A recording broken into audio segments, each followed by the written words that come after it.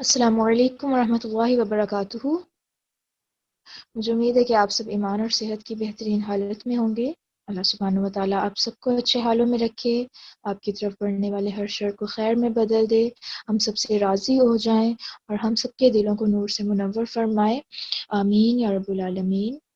نحمده ونصلي على رسوله الكريم اما بعد فاعوذ بالله من الشيطان الرجيم بسم الله الرحمن الرحيم رب اشرح لي صدري ويسر لي امري واحلل عقدة من لساني يفقهوا قولي واجعل لي وزيرا من اهلي رب زدني علما اللهم فقهنا في الدين اللهم انفعنا بما علمتنا وعلمنا ما ينفعنا وعلمنا ما ينفعنا وزدنا علما اللهم اجعل لي عملا كله صالحا واجعله لوجهك خالصا ولا تجعل لأحد فيه شيئا ربنا لا تؤاخذنا إن نسينا أو أخطأنا اللهم بارك لنا في أوقاتنا آمين يا رب العالمين۔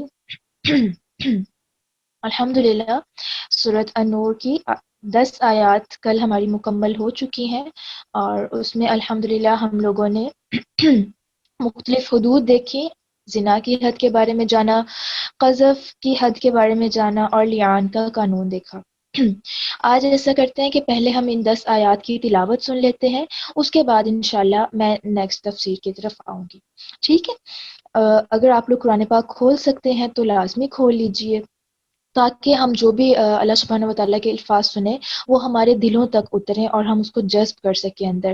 اور اگر قرآن نہیں کھول سکتے تو آپ بے شک اپنے موبائل پر جو ہے اس کو دیکھ لیں، لیکن اصل مقصد کیا ہے کہ ہماری آنکھیں ان الفاظ کو دیکھ رہی ہوں، ٹھیک ہے؟ چلیں میں تلاوت چلا لیتی ہوں تو اس کو سن لیتے ہیں۔ بسم اللہ الرحمن الرحیم سورة أنزلناها وفرضناها وأنزلنا فيها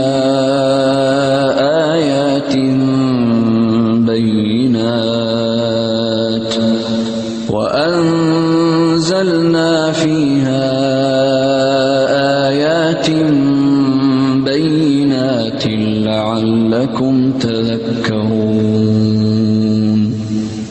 الزانية والزاني فاجلدوا كل واحد منهما 100 جلدة ولا تأخذكم بهما رأفة في دين الله إن كنتم تؤمنون بالله واليوم الآخر وليشهد عذابهما طائفة من المؤمنين الزاني لا ينكح إلا زانية أو مشركة والزانية لا ينكحها إلا زان أو مشرك وحرم ذلك على المؤمنين والذين يرمون المحصنات ثم لم يأتوا ب4 شهداء فاجلدوهم 80 جلدة ولا تقبلوا لهم شهادة أبدا وأولئك هم الفاسقون إلا الذين تابوا من بعد ذلك وأصلحوا فإن الله غفور رحيم والذين يرمون أزواجهم ولم يكن لهم شهداء إلا أنفسهم فشهادة أحدهم 4 شهادات بالله إنه لمن الصادقين والخامسة أن لعنة الله عليه إن كان من الكاذبين ويدرأ عنها العذاب أن تشهد 4 شهادات بالله إنه لمن الكاذبين والخامسة أن غضب الله عليها إن كان من الصادقين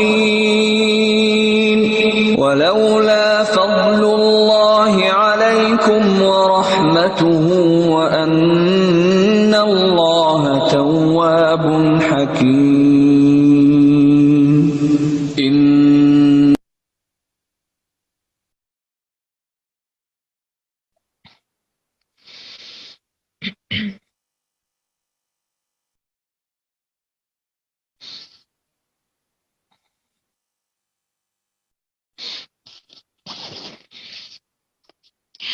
اعوذ باللہ من الشیطان الرجیم بسم اللہ الرحمن الرحیم۔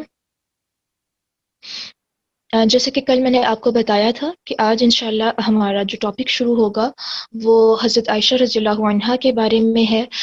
یہ وہ واقعہ ہے جس کے متعلق یہ صورت نازل ہوئی تھی اور اس واقعے کو واقعہ افک کہا جاتا ہے۔ آج انشاءاللہ وہ واقعہ ہم ڈیٹیل سے سنیں گے۔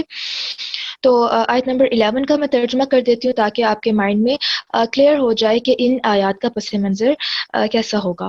ان الذین جاءوا بالافک عصبۃ منکم، ان الذین بے شک وہ لوگ جو جاءوا لائے ہیں بالافک بہتان، عصبۃ ایک گروہ ہے، منکم تم میں سے۔ کس بہتان کی بات ہو رہی ہے؟ جو حضرت عائشہ پر لگایا گیا۔ لا تحسبوہ تم نہ سمجھو اسے شر لکم برا اپنے لیے، بلکہ ہوا وہ خیر اچھا ہے لکم تمہارے لیے، لکل امرئ واسطے ہر شخص کے منہم ان میں سے ما جو اکتسب اس نے کمایا من الاثم گناہ سے، والذی اور جس نے تولا اٹھایا کبرہ بوجھ اس کا، بڑا بوجھ اس کا، منہم ان میں سے لہم اس کے لیے عذاب عذاب ہے، عظیم بہت بڑا۔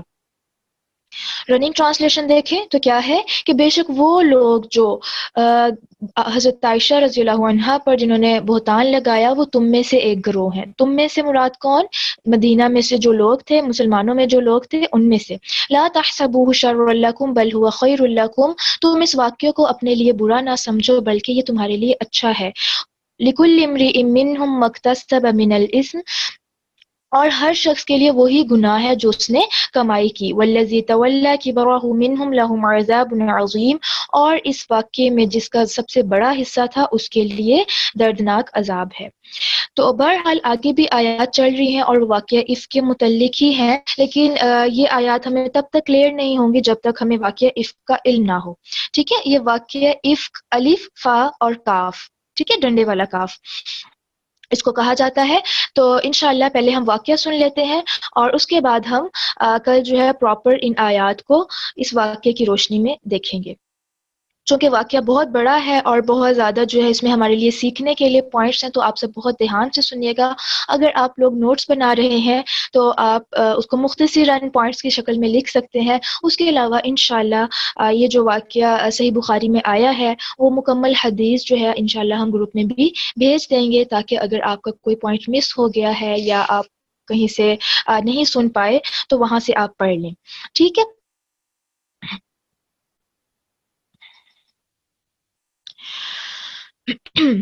آیت نمبر 11 میں خطاب کس سے ہے؟ یہ مسلمانوں سے خطاب کیا جا رہا ہے، ٹھیک ہے۔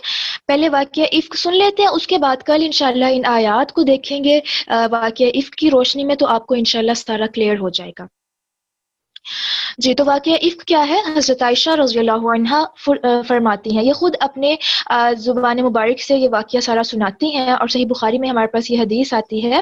وہ کیا فرماتی ہیں کہ رسول اللہ صلی اللہ علیہ وسلم کی عادت مبارکہ تھی کہ سفر میں جاتے وقت آپ صلی اللہ علیہ وسلم اپنی بیویوں کے نام قرعہ ڈالتے اور جس کا نام نکلتا اسے اپنے ساتھ لے جاتے۔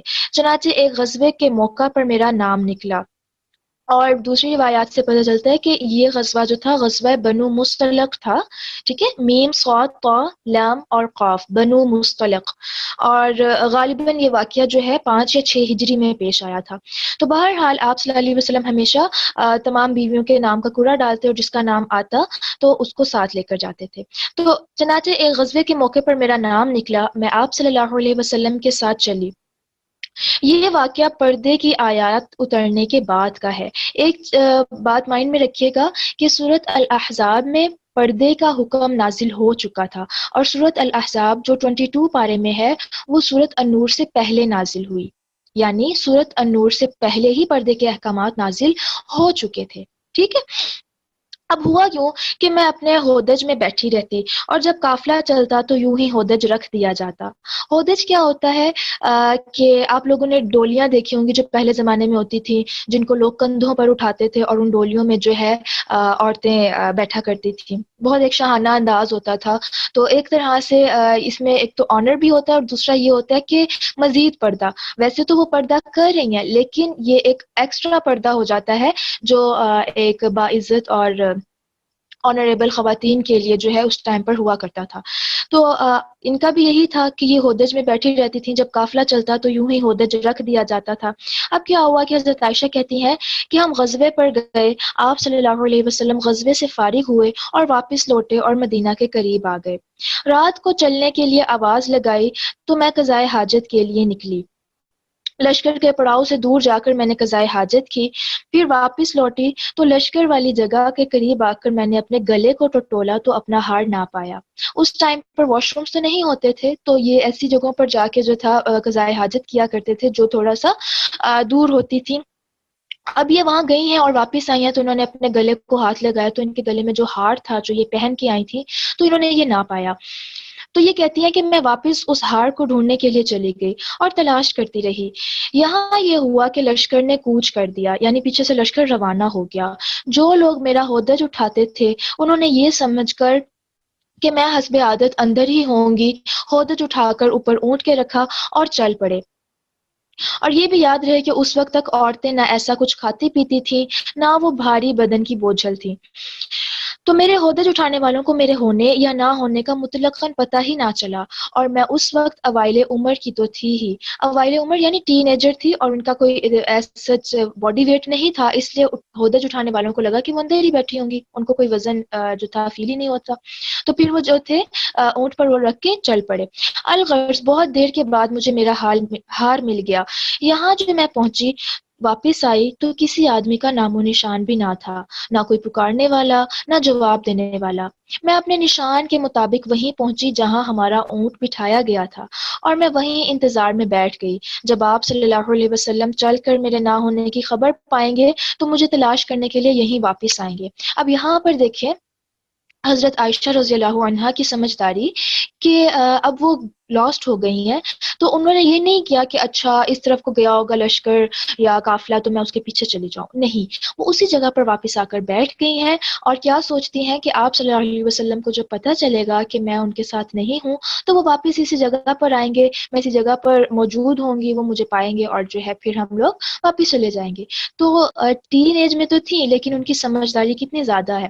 تو یہ ہم سب کے لیے لیسن ہے کہ اگر ہم فیملی کے ساتھ کہیں جائیں اور ہمارا کوئی فیملی پرسن جو ہے اس طرح سے لاسٹ ہو جائے یا رستہ بھول جائے یا جگہ کا پتہ نہ چلے، عموماً حرم میں ایسا ہوتا ہے کہ جو ہے اتنا زیادہ رش ہوتا ہے کہ پتہ ہی نہیں چلتا، جو ہمارے ساتھ والے فیملی ممبرز ہوتے ہیں وہ جو ہے گم ہو جاتے ہیں۔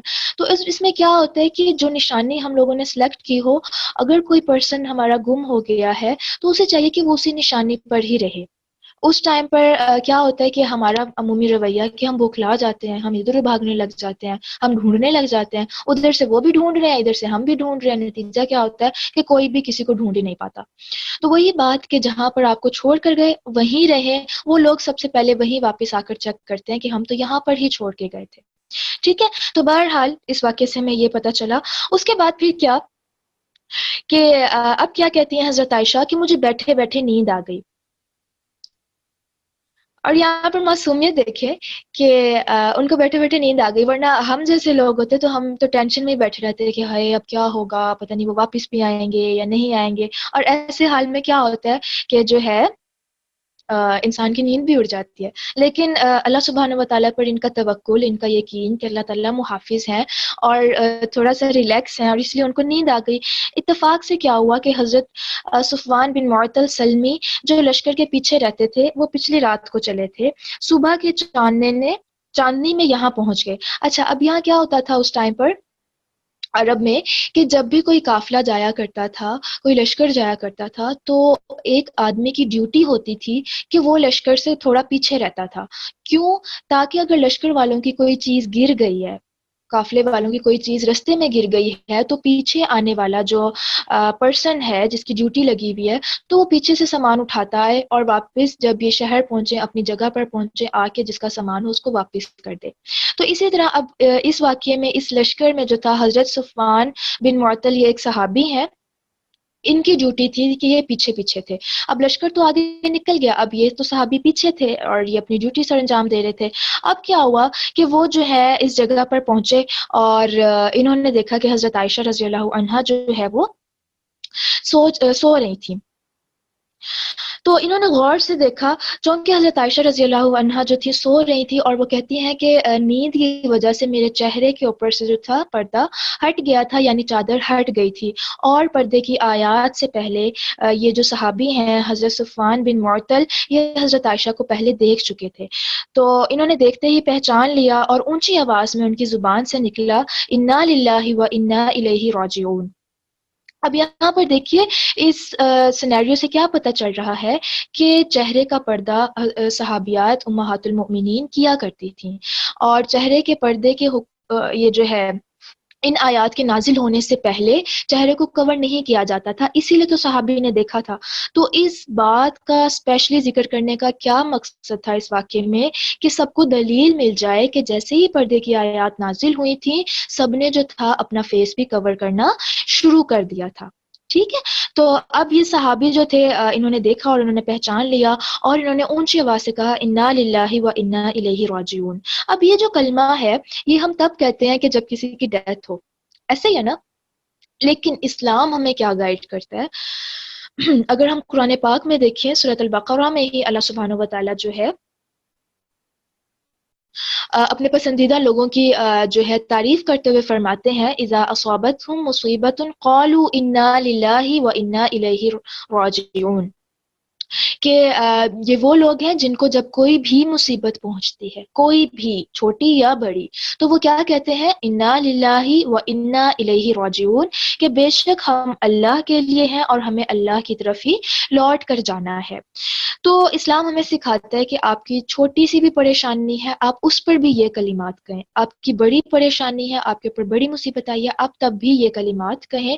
اور اس میں ان کلمات کو کہنے کا مقصد کیا ہے، اس میں حکمت کیا ہے، کہ جب انسان یہ کلمات کہتا ہے تو اس کا ایک طرح سے اللہ سبحانہ و تعالیٰ پر ٹرسٹ جو ہے وہ اسٹرانگ ہو جاتا ہے کہ میرا جو بھی نقصان ہوا وہ اللہ کی طرف سے تھا. زندگی تھوڑی ہے، آج ہم یہاں ہیں، کل ہم نے اللہ کی طرف واپس چلے جانا ہے. تو اس سے کیا ہوتا ہے کہ وہ جو ٹینشن ہے یا وہ جو مصیبت ہے یا جو بھی غم پریشانی ہے، اس کا بوجھ جو ہے وہ تھوڑا ہلکا ہو جاتا ہے. ٹھیک ہے، تو بہرحال اس ٹائم پر بھی صحابی نے یہی کہا. تو ان کی آواز سنتے ہی حضرت عائشہ کہتی ہیں کہ میری آنکھ کھل گئی اور میں نے اپنی چادر سے اپنا منہ ڈھانپ لیا اور میں سنبھل کر بیٹھ گئی. انہوں نے جھٹ سے اپنے اونٹ کو بٹھایا اور اس کی ٹانگ پر اپنا پاؤں رکھا. میں اٹھی اور اونٹ پر سوار ہو گئی.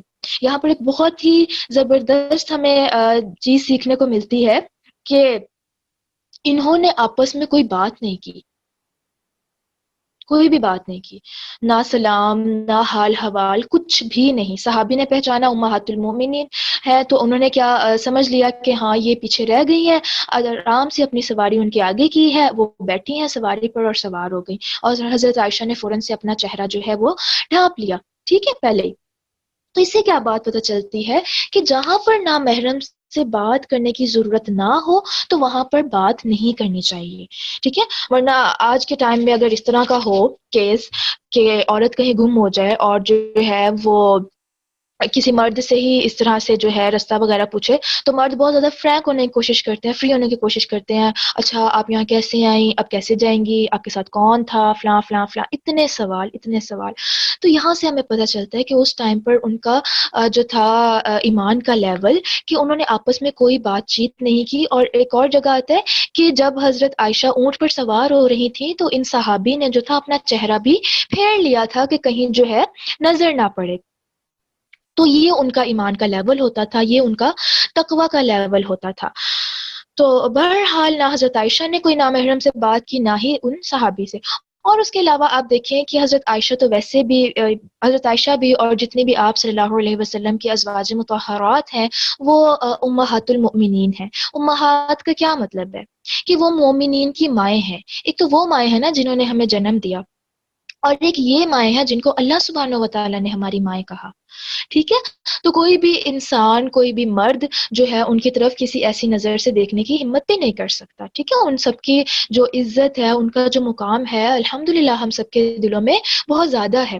تو بہرحال تو اس سے ہمارے لیے لیسن ہے کہ ایک عورت ہونے کی حیثیت سے کسی نامحرم سے بلا وجہ کی گفتگو، اور نہ ہی مرد ہو تو وہ بھی ایسے گفتگو نہ کرے. اب آپ دیکھیں کہ یہ ایک ایسی سچویشن تھی جس میں انسان جو ہے بوکھلا جاتا ہے، اور وہ چاہ رہا ہوتا ہے کہ وہ اپنا غم کسی کو بتائے، وہ اپنی پریشانی کسی کو بتائے، کوئی مسئلہ اس کا حل کر دے، خود کو اس جگہ پر رکھ کے دیکھیں. لیکن پھر بھی انہوں نے بات نہیں کی. تو بہرحال اب کیا ہوا کہ یہ اونٹ پر سوار ہو گئی اور انہوں نے جو تھا اونٹ کو کھڑا کر دیا اور بھگاتے ہوئے لے چلے. حضرت عائشہ کیا کہتی ہیں؟ اللہ کی قسم نہ وہ مجھ سے کچھ بولے نہ میں نے ان سے کوئی بات کی، نہ سوائے انا للہ کہ میں نے ان کے منہ سے کوئی کلمہ سنا. دوپہر کے قریب ہم اپنے قافلے سے مل گئے. اب آپ دیکھیں دونوں نے کوئی بات نہیں کی تھی، لیکن اس کے باوجود بھی فتنہ کھڑا ہو گیا.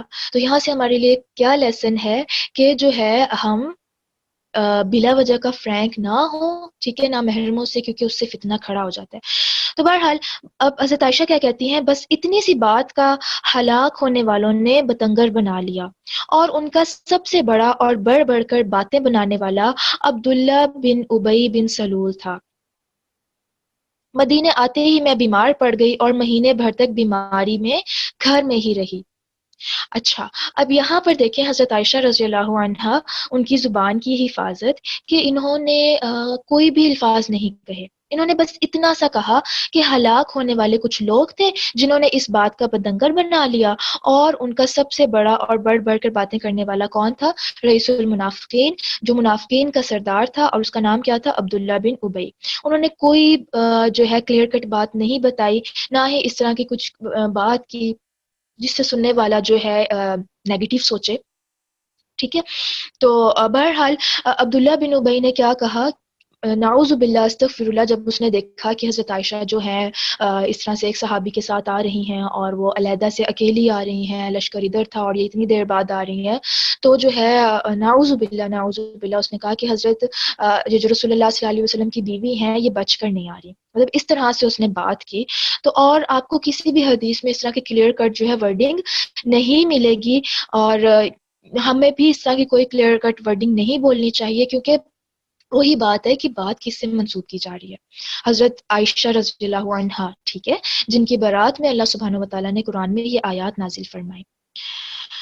ریپیٹ کر دوں، حضرت عائشہ کیا کہتی ہیں؟ بس اتنی سی بات کا ہلاک ہونے والوں نے بتنگر بنا لیا، اور ان کا سب سے بڑا اور بڑھ بڑھ کر باتیں بنانے والا عبداللہ بن ابی بن سلول تھا. ٹھیک ہے، یہ رئیس المنافقین تھا. مدینے آتے ہی میں بیمار پڑ گئی اور مہینے بھر تک بیماری میں گھر میں ہی رہی. نہ میں نے کچھ سنا، نہ کسی نے مجھ سے کچھ کہا. جو کچھ غول غپارہ لوگوں میں ہو رہا تھا میں اس سے بے خبر تھی. البتہ میرے دل میں یہ خیال بسا اوقات گزرتا تھا کہ رسول اللہ صلی اللہ علیہ وسلم کی مہر و محبت میں کمی کی کیا وجہ ہے. بیماری میں عام طور پر جو شفقت رسول اللہ صلی اللہ علیہ وسلم کو میرے ساتھ ہوتی تھی، اس بیماری میں وہ بات میں نہیں پاتی تھی. اس لیے مجھے دکھ تو بہت ہوا مگر کوئی وجہ معلوم نہ تھی. بس آپ صلی اللہ علیہ وسلم تشریف لاتے، سلام کرتے اور دریافت فرماتے طبیعت کیسی ہے، اور کوئی بات نہ کرتے. اس سے مجھے بڑا صدمہ ہوتا، مگر بہتان بازوں کی تہمت سے میں بالکل غافل تھی. اب آپ یہاں پر دیکھیے کیا کیا باتیں سیکھنے کو مل رہی ہیں کہ جو ہے آپ صلی اللہ علیہ وسلم کا بحیثیت شوہر کیا کردار سامنے آ رہا ہے۔ آپ صلی اللہ علیہ وسلم کو یہ سب باتیں جو ہے نا پتہ تھیں، کیونکہ مدینہ میں ہر جگہ یہ باتیں پھیل گئی تھیں۔ اب چونکہ حضرت عائشہ بیماری کی وجہ سے گھر سے باہر نہیں نکلی تھی، ان کی کسی سے جو ہے ملاقات اس طرح سے نہیں ہوئی تھی، کسی نے بھی ان کو نہیں بتایا، ایون آپ صلی اللہ علیہ وسلم نے بھی کچھ نہیں کہا ان کو، بس یہ تھا کہ ان کے رویے میں تھوڑی سی جو تھی چینجنگ آئی تھی جن کو حضرت عائشہ محسوس کر رہی تھی۔ اب یہاں پر حضرت محمد صلی اللہ علیہ وسلم کا آپ کردار دیکھیں بحیثیت شوہر۔ آج کے دور میں اگر کسی مرد کو پتہ چل جائے کہ اس کی بیوی جو ہے اس طرح سے کچھ کر رہی ہے، یا ایون کوئی جھوٹا الزام بھی لگا دے، تو آج کے شوہر کیا کرتے ہیں بیویوں کے ساتھ؟ تحقیق کیے بغیر ہی شک کو اپنے دل میں پیدا کر لیتے ہیں، تعلقات خراب کر لیتے ہیں، اور بہت سی جگہوں پر تو کیا ہوتا ہے طلاق تک نوبت آ جاتی ہے، بیوی کو بولنے کا موقع ہی نہیں دیا جاتا، اس بات کی تحقیق ہی نہیں کی جاتی ہے، بس آرام سے جو ہے اپنا گھر تباہ کر لیا جاتا ہے۔ تو یہاں پر آپ صلی اللہ علیہ وسلم جو تھے اس طرح سے انہوں نے کوئی بات نہیں کی، اور اس کے علاوہ آپ یہاں پر دیکھیے کہ وہ عام روٹین میں جب حضرت عائشہ بیمار ہوا کرتی تھی تو عام روٹین سے زیادہ ان کی شفقت اور ان کی محبت میں جو ہے مطلب بڑھ جاتا ہوتا تھا۔ لیکن اب کیا تھا کہ حضرت عائشہ اب فیل کر رہی تھی کہ اس موقع پر آپ صلی اللہ علیہ وسلم کی شفقت میں کچھ کمی ہے، لیکن اس کے باوجود بھی آپ صلی اللہ علیہ وسلم سلام بھی کر رہے ہیں اور حال حوال بھی پوچھ رہے ہیں کہ ایک اچھا شوہر جو ہے وہ ایسا ہوتا ہے۔ تو بہرحال اب کیا ہوتا ہے کہ اس ٹائم پر جو تھا واش رومز کا تو انتظام نہیں ہوتا تھا، اور عرب کی قدیم عادت کے مطابق جو تھے حضرت عائشہ کہتی ہیں کہ ہم لوگ میدان میں قضائے حاجت کے لیے جایا کرتے تھے، اور عورتیں جو تھیں نا عموماً رات کو جایا کرتی تھیں۔ اس ٹائم پر جو تھا گھروں میں واش رومز بنانے پر عام طور پر نفرت کی جاتی تھی۔ حسب عادت میں مستہ بنت ابی رحم بن عبد المطلب بن عبد مناف کے ساتھ قضائے حاجت کے لیے چلی۔ ایک دفعہ کیا ہوا کہ یہ اپنی جو تھیں ایک ساتھی ام مستہ ہی یاد رکھ لیں، یہ بڑا نام ہے آپ کو مشکل نہ ہو، مستہ، میم سین طا اور ہا، ٹھیک ہے، یہ لکھا آ رہا ہے آپ کے چیٹ باکس میں۔ تو یہ ان کے ساتھ جو ہے واش روم کے لیے گئیں، قضائے حاجت کے لیے گئیں، اور حضرت عائشہ کہتے ہیں کہ اس وقت میں بہت ہی کمزور تھی، اور جو مستہ تھیں وہ میرے والد کی خالہ تھیں۔ ان کی جو والدہ تھیں، جن کی والدہ مستہ کی والدہ سخر بن عامر کی لڑکی تھی، اور ان کے لڑکے کا نام مستہ بن اساسہ تھا۔ مستہ کے بیٹے کا نام تھا مستہ بن اساسہ۔ اب کیا ہوا، یہ گئی ہیں ان کے ساتھ قضائے حاجت کے لیے، اور کہتی ہیں کہ جب ہم واپس آنے لگے تو حضرت مستہ کا پاؤں چادر کے دامن میں الجھا، اور بے ساختہ ان کے منہ سے نکل گیا کہ مستہ غارت ہو، یعنی اپنے بیٹے کو نا ایک طرح سے بد دعا دی۔ تو نا حضرت عائشہ کہتے ہیں کہ مجھے برا لگا، میں نے کہا کہ تم نے تو بہت برا کلمہ کہا، توبہ کرو، تم گالی دیتی ہو جس نے جنگ بدر میں شرکت کی۔ یعنی آپ کو پتا ہوگا کہ جو صحابہ جو تھے جنگ بدر میں شامل ہوئے تھے، تو اللہ سبحانہ و تعالیٰ کی طرف سے ان کے اوپر خاص رحمت تھی، ٹھیک ہے، تو وہ بہت جو تھے اس ٹائم پر آنریبل سمجھے جاتے تھے۔ تو اب ان کے بیٹے جو مستہ بن اساسہ تھے وہ بھی جنگ بدر میں شریک ہوئے تھے، تو حضرت عائشہ کو بڑی حیرت ہوئی کہ ان کی والدہ کو ٹھوکر لگے، لیکن جو ہے وہ ایک طرح سے بد دعائیہ کلمات جو ہیں اپنے بیٹے کو کہہ رہی ہیں۔ تو جب حضرت عائشہ نے اس طرح سے ان کو کہا کہ آپ ایسے کیوں کر رہی ہیں، تو اس وقت مستہ نے کہا، بھولی بی بی آپ کو کیا معلوم، میں نے کہا کیا بات ہے، حضرت عائشہ کہتی کہ میں نے کہا کیا بات ہے، انہوں نے فرمایا کہ وہ بھی ان لوگوں میں ہے جو آپ کو بدنام کرتے پھرتے ہیں۔ حضرت عائشہ کہتی ہیں کہ مجھے سخت حیرت ہوئی، پھر تو میں ان کے سر ہو گئی کہ مجھے کم از کم بتائیں تو صحیح کہ بات کیا ہے۔ انہوں نے بہتان باز لوگوں کی تمام کارستانیاں مجھے سنا دی، میرے تو ہاتھوں کے طوطے اڑ گئے، رنج و غم کا پہاڑ مجھ پر ٹوٹ پڑا، مارے صدمے کہ میں تو اور بیمار ہو گئی، بیمار تو پہلے سے تھی لیکن اس خبر نے مجھے اور نڈھال کر دیا، جوں توں کر کے گھر پہنچی، اب صرف یہ خیال تھا کہ میں اپنے میکے جا کر اور اچھی طرح معلوم تو کر لوں کیا واقعی میری نسبت ایسی افواہ پھیلائی جا رہی ہے اور کیا کیا مشہور کیا جا رہا ہے۔ اتنے میں رسول اللہ صلی اللہ علیہ وسلم میرے پاس تشریف لائے، سلام کیا اور دریافت فرمایا کیا حال ہے۔ میں نے کہا کہ اگر آپ صلی اللہ علیہ وسلم اجازت دیں تو میں اپنے والد کے ہاں ہو آؤں۔ آپ صلی اللہ علیہ وسلم نے اجازت دے دی، میں یہاں سے اپنی والدہ کی طرف آ گئی۔ تو پھر آگے اپنے گھر کا بتاتی ہیں۔ تو یہاں سے ایک بات سیکھنے کی ہمیں پتہ چل رہی ہے، وہ یہ کہ حضرت عائشہ کا آپ صبر دیکھیں کہ جب ان کو پتہ چلا ہے کہ ان کے بارے میں یہ باتیں کی جا رہی ہیں، تو واپس جب وہ گھر آئی ہیں انہوں نے رسول اللہ صلی اللہ علیہ وسلم سے کوئی بات نہیں کی، انہوں نے نہیں پوچھا کہ آپ کو پتہ ہے، آپ نے مجھے کیوں نہیں بتایا، اتنا عرصہ ہو گیا یہ سب باتیں ہو رہی ہیں اور آپ کو تو مجھے بتانا چاہیے تھا. کوئی لڑائی جھگڑا نہیں. آپ ان لوگوں کا سیلف کنٹرول دیکھیں، ان کا صبر دیکھیں، ان کا اپنی زبانوں پر کنٹرول دیکھیں. ہم سب کے لیے بہت بڑا لیسن ہے. ہم خود کو اس جگہ پر رکھ کر دیکھیں تو کیا ہمارا یہ رویہ ہوتا؟ ہمیں تو چھوٹی سی بات پتہ چلے نا کہ کسی نے ہمارے خلاف کر دی ہے، ہم تو پورا گھر سر پہ اٹھا لیتے ہیں. ہم کہتے ہیں لاؤ ذرا اس کو سامنے، میں اس کو دیکھتی ہوں. ہوتا کون ہے وہ میرے متعلق ایسی بات کرنے والا؟ ہم لوگ تو اتنا زیادہ جو ہے غصے میں آ جاتے ہیں یا آؤٹ آف کنٹرول ہو جاتے ہیں. لیکن یہاں پر دیکھیے حضرت عائشہ کا صبر. اور اس کے بعد جو ہے آپ صلی اللہ علیہ وسلم سے انہوں نے اجازت مانگی ہے. تو کیا بات پتہ چلی کہ ایک بیوی کے لیے اس میں بہت بڑا سبق ہے کہ وہ شوہر کی اجازت کے بغیر کہیں بھی نہ جائے. ایون اپنے میکے، اپنے گھر، اپنی والدہ کے گھر بھی جانا ہو تو شوہر کی اجازت لے کر جائے. اور آج کل کی عورتیں کیا کرتی ہیں؟ اجازت نہیں لیتی ہیں، بس بتا دیتی ہیں کہ میں جا رہی ہوں، بس پھر جب آنا ہوگا میں آپ کو بتا دوں گی، آپ آ جائیے گا مجھے لینے، بس. حالانکہ سنت سے ہمیں کیا بات پتہ چلتی ہے، صحابیات امہات المؤمنین سے ہمیں کیا پتہ چلتا ہے کہ شوہر سے اجازت لینی چاہیے. شوہر اجازت دے تو چلے جانا چاہیے، نہ اجازت دے تو نہیں جانا چاہیے، بس. ٹھیک ہے.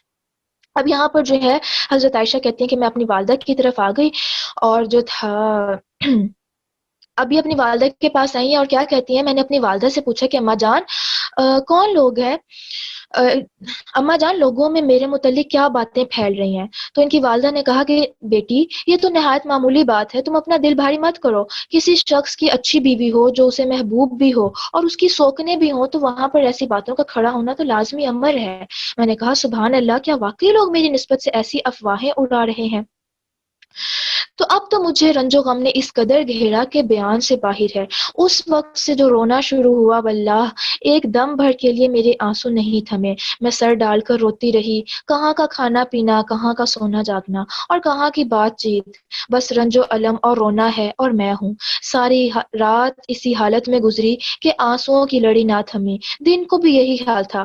آپ صلی اللہ علیہ وسلم نے حضرت علی اور حضرت اسامہ بن زید رضی اللہ عنہما کو بلایا. وہی میں دیر ہوئی اور اللہ کی طرف سے آپ صلی اللہ علیہ وسلم کو کوئی بات بھی معلوم نہ ہوئی تھی. اب یہ حضرت علی جو تھے یہ کون تھے؟ آپ صلی اللہ علیہ وسلم کے داماد تھے. ٹھیک ہے، حضرت فاطمہ رضی اللہ عنہا کے ہسبینڈ تھے. اور حضرت اسامہ بن زید جو تھے یہ آپ صلی اللہ علیہ وسلم کے گھر میں ہی رہتے ہوتے تھے. تو جو تھا آپ نے ان کو بلایا کیونکہ یہ بہت قریبی لوگ تھے. آپ صلی اللہ علیہ وسلم نے ان سے مشورہ کرنا تھا. اچھا، اب ان کو بلایا ہے تو آپ صلی اللہ علیہ وسلم نے ان دونوں حضرات سے مشورہ کیا کہ آپ صلی اللہ علیہ وسلم مجھے الگ کر دیں یا کیا کریں. مطلب آپ صلی اللہ علیہ وسلم نے ان سے مشورہ کیا کہ وہ حضرت عائشہ کو علیحدہ کر دیں یا کیا کریں. تو حضرت اسامہ نے صاف کہہ دیا کہ اے اللہ کے رسول صلی اللہ علیہ وسلم، ہم آپ کی اہل پر کوئی برائی نہیں جانتے. ہمارے دل تو ان کی محبت، عزت اور شرافت کی گواہی دینے کے لیے حاضر ہیں.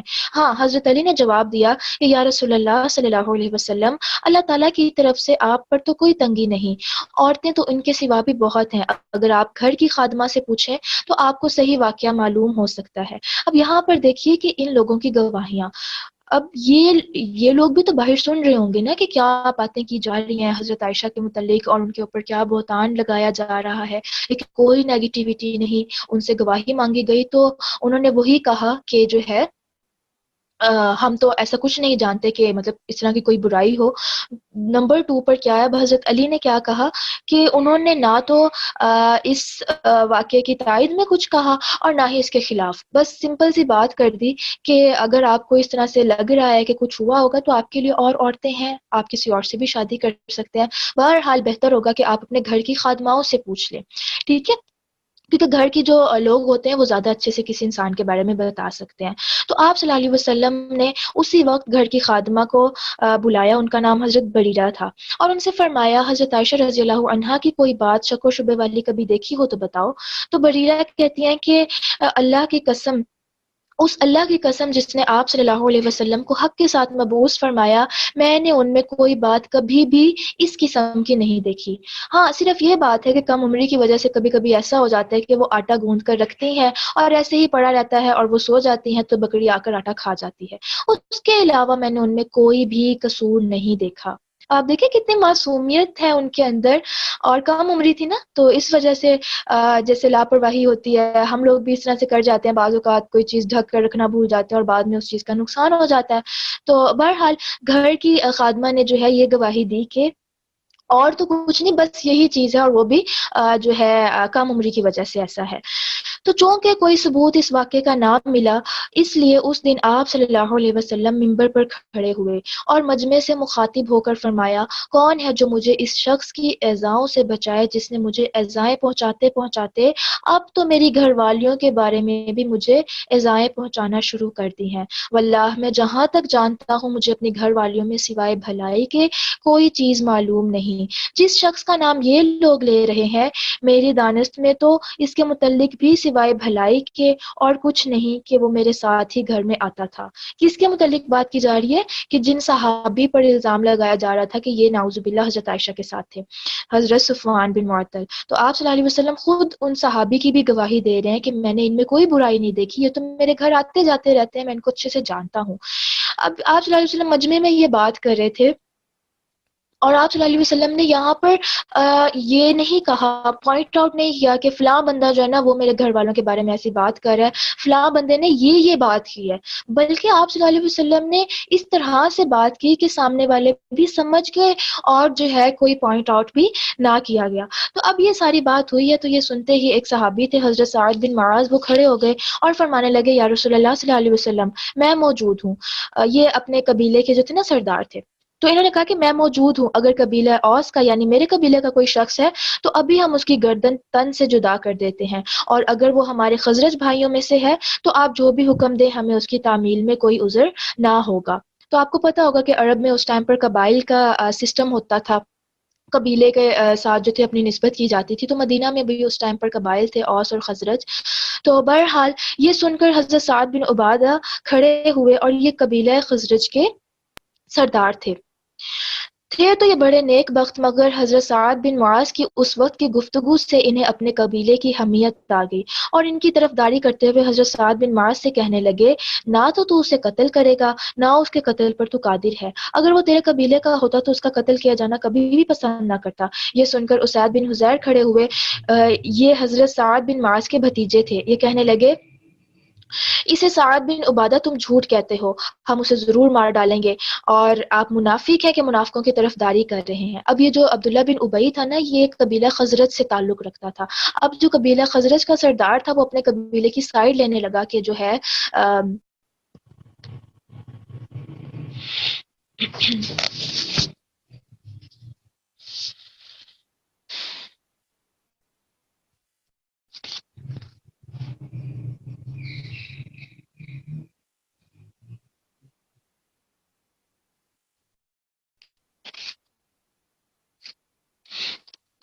جی.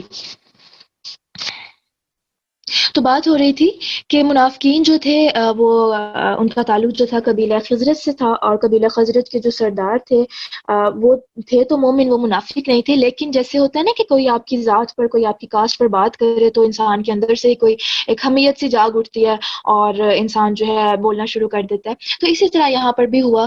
تو جو ہے باقی صحابہ نے کہنا شروع کر دیا کہ آپ منافق ہیں کہ منافقوں کی طرف داری کر رہے ہیں. اب ان کی طرف سے ان کا قبیلہ اور ان کی طرف سے ان کا قبیلہ ایک دوسرے کے مقابلے پر آ گئے، یعنی کہ اب بہت زیادہ بحث و مباحثہ شروع ہو گیا اور اختلافات بڑھنے لگ گئے نا.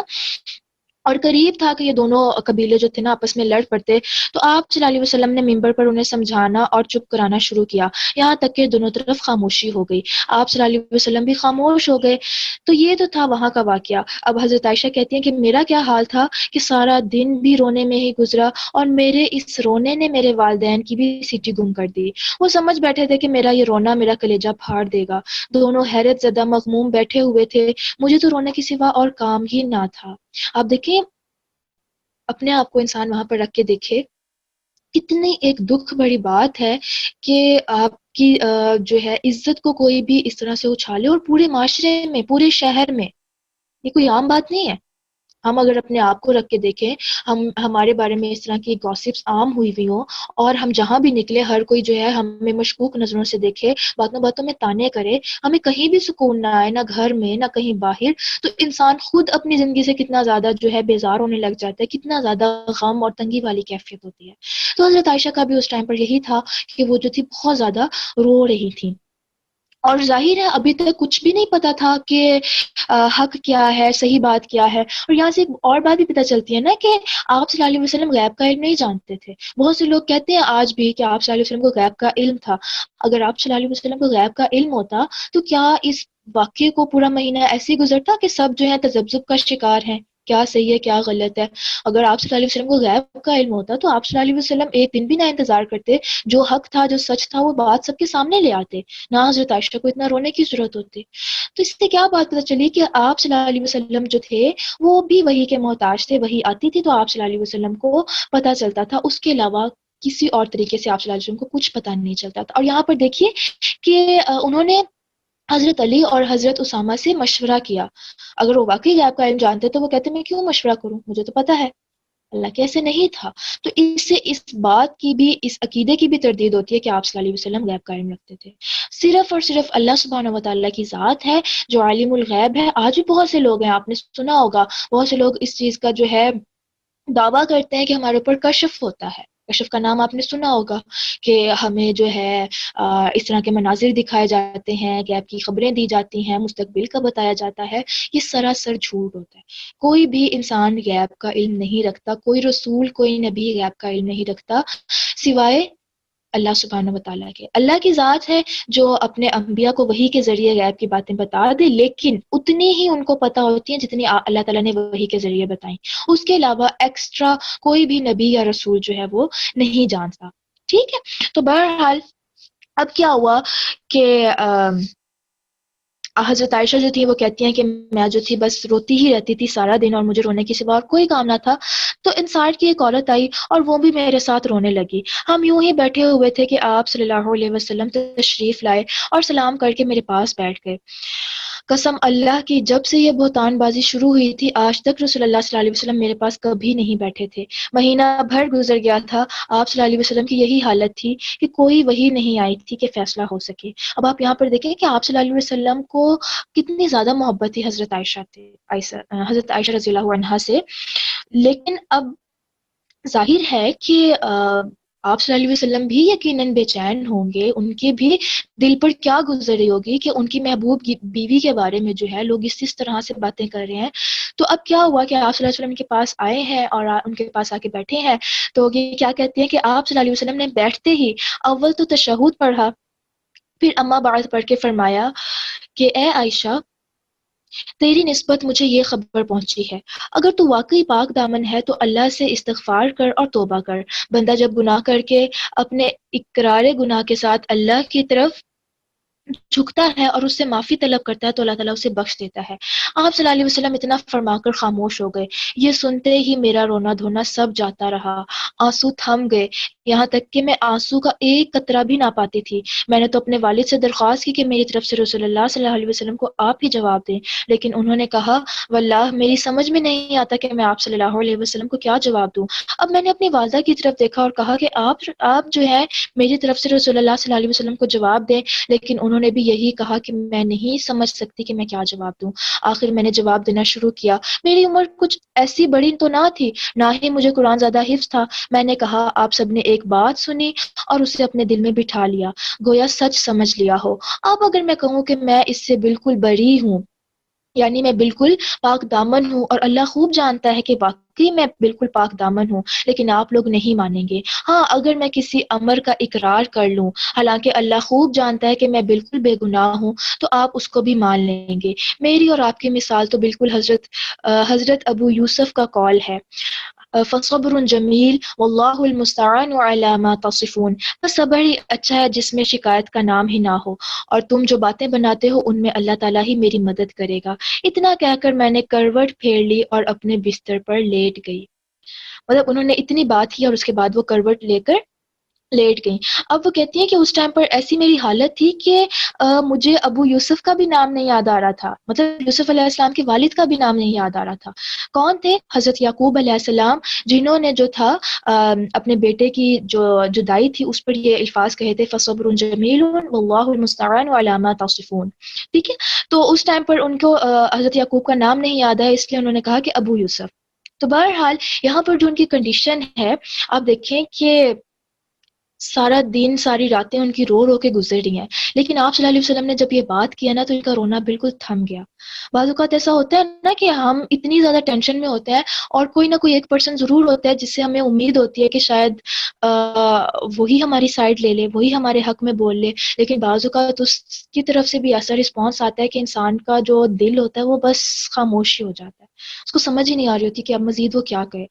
تو بہرحال اب یہاں پر یہ کیا کہتے ہیں، واللہ مجھے یقین تھا کہ چونکہ میں پاک ہوں اور اللہ تعالیٰ میری برات اپنے رسول صلی اللہ علیہ وسلم کو ضرور معلوم کرا دے گا، لیکن یہ تو میرے گمان میں بھی نہ تھا کہ میرے بارے میں قرآن کی آیتیں نازل ہوں گی. میں اپنے آپ کو اس سے بہت کم تر جانتی تھی کہ میرے بارے میں کلام اللہ کی آیات اتریں. ہاں مجھے زیادہ سے زیادہ یہ خیال ہوتا تھا کہ ممکن ہے کہ خواب میں اللہ تعالیٰ آپ صلی اللہ علیہ وسلم کو میری برات دکھا دیں. واللہ ابھی تو نہ رسول صلی اللہ علیہ وسلم اپنی جگہ سے ہٹے تھے اور نہ گھر والوں میں سے کوئی گھر سے باہر نکلا تھا کہ آپ صلی اللہ علیہ وسلم پر وحی نازل ہونا شروع ہو گئی. آپ یہ ٹائم دیکھیں، اللہ تعالیٰ پہلے بھی وہی نازل کر سکتے تھے نا، لیکن یہ وہ ٹائم تھا جہاں پر حضرت عائشہ رضی اللہ عنہا کی ایک طرح سے آزمائش بھی تھی کہ وہ اس سارے موقع پر کیا کہتی ہیں. اور انہوں نے کیا کہا کہ میں نے وہی کہنا ہے جو حضرت یعقوب نے کہا تھا، یعنی میں صبر کروں گی اور اللہ تعالیٰ کافی ہیں. اس موقع پر جب انہوں نے اپنا معاملہ اللہ پہ ڈال دیا اور بس اللہ پر توکل کر کے لیٹ گئیں، فوراً ہی اللہ سبحانہ و تعالیٰ نے وہی اتار دی. تو آپ اس چیز کو دیکھیے کہ اگر ہمارے ساتھ ایسا ہو، ہمارے اپنے ہی ہمارا ساتھ نہ دیں، ہماری اپنی فیملی ممبرز وہ ہمارے حق میں نہ بولیں، ہم کیا کریں؟ ہمارا یہ رویہ ہوتا ہے عموماً کہ جب کسی کو ہماری بات کا یقین نہیں آ رہا ہوتا نا، بجائے اس کے کہ ہم اللہ پہ معاملہ چھوڑ کر خاموش ہو جائیں، ہم جو ہے نا ہر ایک کو رو رو کے سمجھانے لگ جاتے ہیں. آپ کو یقین نہیں ہے، آپ کو میری بات پہ واقعی یقین نہیں ہے، لیکن میں نے تو کبھی ایسا نہیں کیا. مطلب ہم اس طرح سے اپنی صفائیاں پیش کرنا شروع کر دیتے ہیں کہ گویا اگلا شخص مان جائے گا. بھئی جس نے ماننا ہوتا وہ پہلے ہی مان جاتا. ٹھیک ہے، تو اس میں بہت بڑی ایک حکمت نظر آتی ہے کہ جب آپ اللہ سبحانہ و تعالیٰ پہ اپنا معاملہ ڈالتے ہیں تو اللہ تعالیٰ خود ہی اس کی حقیقت، اس کی سچائی سامنے لے آتے ہیں. تو بہرحال اس موقع پر اب وحی کا نزول ہونا شروع ہو گیا. آپ صلی اللہ علیہ وسلم اسی جگہ پر بیٹھے ہیں اور یہ لیٹی ہوئی ہیں، وحی نازل ہونا شروع ہو گئی اور چہرے مبارک پر وہی نشان ظاہر ہوئے جو وحی کے وقت ہوتے تھے. پیشانی مبارک سے پسینے کی پاک بوندیں ٹپکنے لگیں. سخت سردی میں بھی وحی کے نازل ہونے کی یہی کیفیت ہوا کرتی تھی. جب وحی اتر چکی تو ہم نے دیکھا کہ آپ صلی اللہ علیہ وسلم کا چہرہ مبارک ہنسی سے شگفتہ ہو رہا ہے، اور سب سے پہلے آپ صلی اللہ علیہ وسلم نے میری طرف دیکھ کر فرمایا، عائشہ خوش ہو جاؤ، اللہ تعالیٰ نے تمہاری برات نازل فرما دی. اور اسی وقت میری والدہ نے فرمایا، بچی حضور صلی اللہ علیہ وسلم کے سامنے کھڑی ہو جا، یعنی ان کا شکریہ ادا کر. تو حضرت عائشہ کہتی ہیں کہ میں نے جواب دیا، واللہ نہ تو میں آپ صلی اللہ علیہ وسلم کے سامنے کھڑی ہوں گی اور نہ سوائے اللہ کے کسی اور کی تعریف کروں گی. اسی نے میری برات اور پاکیزگی نازل فرمائی ہے، اس لیے میں صرف اسی کی تعریف کروں گی اور اسی کا شکریہ ادا کروں گی. ٹھیک ہے، تو یہاں تک جو تھا یہ سارا واقعہ تھا، اور انشاءاللہ یہ جو آگے آیات ہیں ان کی تفسیر جو ہے ہم کل دیکھیں گے. تو بہرحال یہاں پر دیکھیے حضرت عائشہ کا جو رویہ ہے آخر میں، اس واقعے کے آخر میں، کہ اب کیا ہے کہ یہ اللہ کا شکر ادا کر رہی ہیں. ٹھیک ہے، کہ اور کیا کہتی ہیں، ان کی والدہ نے کہا کہ اپنے شوہر کا شکر ادا کرو، شکریہ ادا کرو کہ انہوں نے جو ہے تمہاری برات کی خوشخبری دی ہے. ظاہر ہے وہی تو انہی کے اوپر آئی تھی، لیکن اب انہوں نے کیا، ان کا توکل دیکھیں آپ اللہ سبحانہ و تعالیٰ پر، کہ میں نے تو اللہ پہ معاملہ چھوڑا تھا، اللہ نے وہی نازل کیا، میں صرف اللہ کی ہی شکر گزار ہوں گی. تو اس سے پتہ چلتا ہے کہ ان کا اللہ سبحانہ و تعالیٰ کے ساتھ تعلق کتنا زیادہ اسٹرانگ تھا. ٹھیک ہے. اور اس سارے واقعے میں بہت زیادہ لیسنز ہیں. ہم اس کو کھول کھول کر بھی دیکھیں نا, ہمیں بہت کچھ سیکھنے کو ملے گا ہماری ڈیلی لائف کے لیے, کہ ہم اپنے معاملات میں کس طرح سے بیہیو کریں, کس طرح سے ریئیکٹ کریں. کون سا ٹائم ہوتا ہے جب ہم نے سارا معاملہ اللہ پر چھوڑ دینا ہوتا ہے, کون سا ٹائم ہوتا ہے جب ہم نے لوگوں کو صفائیاں دینی ہوتی ہیں. اور وہی بات ہے کہ اگر آپ سچے ہیں اور لوگ آپ کی سچائی نہیں مان رہے تو بس پھر اللہ پر چھوڑ دیں. یہاں پر انہوں نے کسی کو بھی صفائی نہیں دی, ٹھیک ہے. اور پھر اللہ تعالیٰ نے برات نازل کر دی, اور وہ جو آیات نازل ہوئیں وہ انشاءاللہ کل ہم دیکھیں گے. تو بہت ہی جو ہے انٹرسٹنگ واقعہ تھا. انشاءاللہ آپ کو یہ حدیث جو ہے گروپ میں بھیج دی جائے گی. آپ لوگ ہو سکے تو دوبارہ پڑھیے گا اور اپنی طرف سے جو ہے اس کو سمجھنے کی اور اس میں سے مزید پوائنٹس نکالنے کی کوشش کیجیے گا. اور اللہ کہہ رہے ہیں کہ اس کو جو ہو اپنے حق میں برا نہ سمجھو, یہ تمہارے لیے خیر تھا, یہ سارا واقعہ خیر تھا. اور یہ سارا تقریباً اس واقعے کا جو ٹائم پیریڈ تھا یہ مہینہ رہا ہے, ٹھیک ہے. پورے مہینے میں یہ ساری باتیں ہوتی رہی ہیں. تو بہرحال کل انشاءاللہ ہم دیکھیں گے کہ اس میں کیا خیر تھی اور اللہ تعالیٰ نے ایسا کیوں کہا کہ یہ جو ہے اس کو اپنے لیے برا نہ سمجھو. ہم پہ کوئی الزام لگا دے, ہم کبھی سمجھتے ہیں کہ اس میں میرے لیے کوئی بھلائی ہے. ہم تو فوراً سے اللہ سے شکوے کرنے لگ جاتے ہیں کہ اللہ تعالیٰ آپ تو جانتے ہیں میں سچی ہوں, پھر لوگ کیوں ایسا کر رہے ہیں. یہاں پر آپ کو کہیں بھی حضرت عائشہ کا کوئی شکوہ نظر آیا ہے؟ ایک دفعہ بھی انہوں نے کہا ہو کہ اللہ یہ کیوں کر رہے ہیں میرے ساتھ ایسا, میں تو ایک نبی کی بیوی ہوں, میں تو پاک دامن ہوں, کیوں انہوں نے ایسا کیا. انہوں نے ان صحابی کا نام تک نہیں لیا جن کے ساتھ جو ہے جن کے ساتھ یہ واپس آ رہی تھی, تو منافقین نے اس طرح کا الزام لگایا. ورنہ کہہ سکتی تھی نا کہ بلا لو اس شخص کو اور پوچھو اس سے, آمنے سامنے بیٹھ کے بات کرتے ہیں, سارا معاملہ کلیئر کرتے ہیں. کچھ بھی نہیں, کچھ بھی نہیں.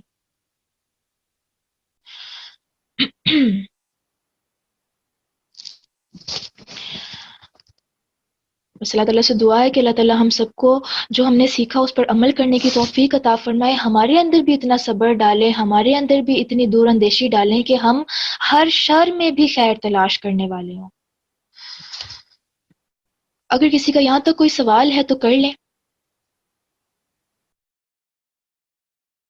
ٹاسک کو اینڈ کرتے ہیں.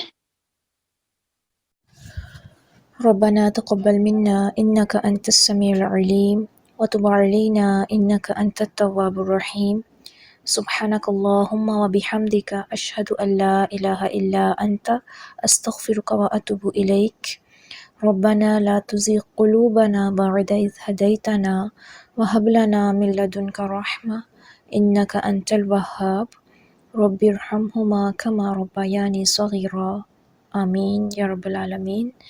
السلام علیکم ورحمۃ اللہ وبرکاتہ.